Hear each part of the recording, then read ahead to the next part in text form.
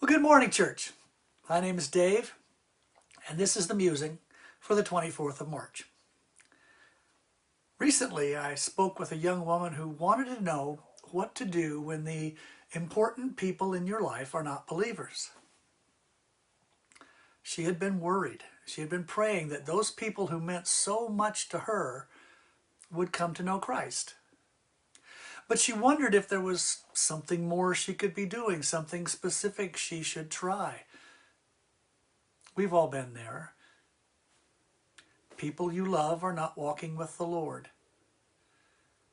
Perhaps they are even antagonistic to your faith, or what is maybe worse, indifferent to it. Now, you know both the hopelessness of not knowing Jesus and the joy that a relationship with Him brings, and you want that joy for your loved ones. So what do you do?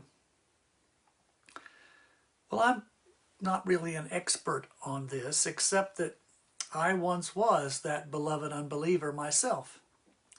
And I know how the Lord worked it out for me. And I think maybe, just maybe, that the concept of the Lord worked it out applies to all of these kinds of scenarios. Friends, Jesus didn't give to any of us the responsibility of saving anybody. He does that Himself. He's the only one who can. He will work it out. He has resources that we don't have. He can work in ways that we cannot. And He cares even more than we do. So beyond praying for our wayward family and friends, which we should do constantly, about all that any of us can do is stand and point to Jesus. With our deeds, with our attitudes, with our compassion, and at times, if needed, even with our words. But the Savior does the actual saving. He didn't put that on us. Brothers and sisters, we are our only witnesses. We can live out the lives that Christ has laid out for us in a way that honors Him, in obedience and faith, reflecting His grace and mercy and forgiveness and love to those around us, being the followers that He has called us to be, and let Him handle the rest.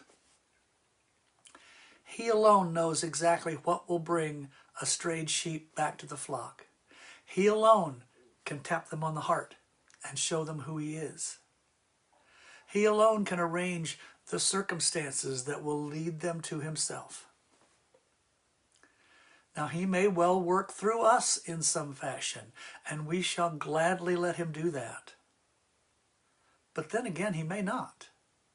He may reach our loved ones through a total stranger. And that's okay too. In fact, that's wonderful.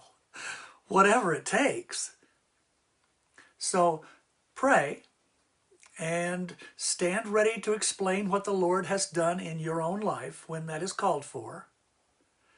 And then just live as the child of God that you are, letting those who have eyes see the work that Jesus is doing in you and through you. You will very rarely need to argue for God. He can defend Himself. But you may be God's evidence. Exhibit A, living out your blessed, powerful, abundant life as an example of what the Lord can accomplish. God bless you all.